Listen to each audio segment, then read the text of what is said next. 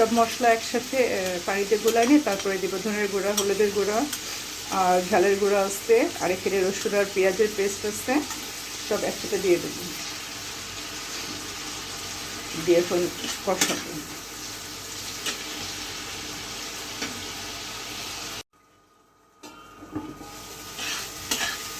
আলুটা কষানো হয়ে গেছে, এখন ধুন্দুল দেবো। ধুন্দুল সিদ্ধ হতে বেশ সময় লাগে না, সেদিন এটা শেষের দিকে দিচ্ছি।